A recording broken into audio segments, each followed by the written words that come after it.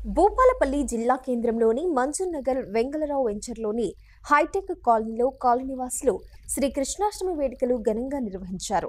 కృష్ణాష్టమి వేడుకలను పురస్కరించుకుని శనివారం రాత్రి ఉట్టికొట్టే కార్యక్రమం చేపట్టారు.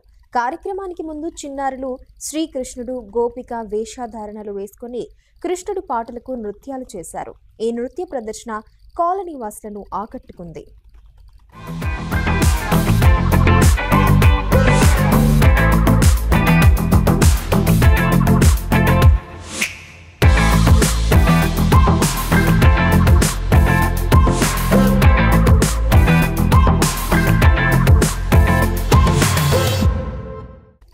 అనంతరం కాలనీ పెద్దలు ఉట్టికొట్టే కార్యక్రమం చేపట్టారు.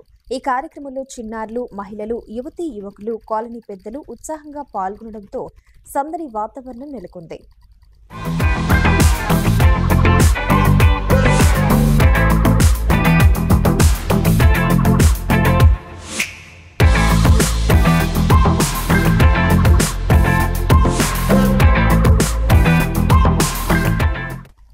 ఈ ఉట్టి కార్యక్రమంలో పాల్గొని ఉట్టి పగలగొట్టి విజేతలుగా నిలిచిన వారికి కాలనీ పెద్దలు ప్రైజ్ మనీ అందజేశారు. అలాగే ఉట్టి కార్యక్రమంలో పాల్గొన్న ప్రతి చిన్నారులకు బహుమతులు అందజేశారు.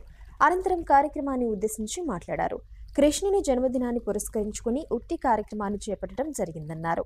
ఈ కార్యక్రమంలో కాలనీవాసులు, చిన్నారులు ఉత్సాహంగా పాల్గొని విజయవంతం చేశారని అన్నారు.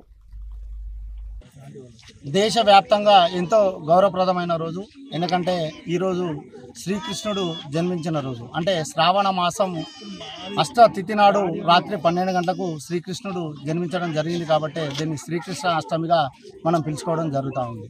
మరి ప్రపంచవ్యాప్తంగా శ్రీకృష్ణ అష్టమి వేడుకలు అంగరంగ వైభవంగా జరుపుకోవడం జరుగుతూ ఉంది. అదేవిధంగా జయశంకర్ భూపాలపల్లి జిల్లా కేంద్రంలోని హైటెక్ మంజునగర్ వద్ద గల హైటెక్ కాలనీలో మా కాలనీ కుటుంబ సభ్యులు అందరం కలిసి కూడా ఈ శ్రీకృష్ణ జన్మాష్టమి వేడుకలను అంగరంగ వైభవంగా మేము జరుపుకోవడం జరుగుతూ ఉంది.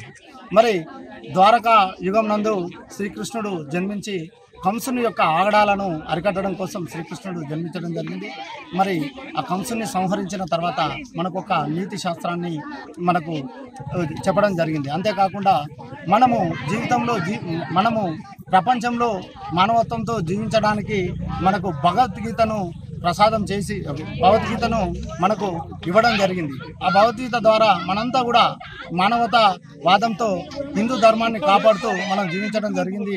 కాబట్టి ఈ విధంగా మనం శ్రీకృష్ణుని ద్వారా మనము ఆ శ్రీకృష్ణ అష్టమి వేడుకలను ఈరోజు మనం ఘనంగా ఇక్కడ జరుపుకోవడం జరుగుతూ ఉన్నది. కాబట్టి దేశంలోని ప్రజలందరికీ శ్రీకృష్ణ జన్మాష్టమి శుభాకాంక్షలను నేను తెలియజేస్తా ఉన్నాను.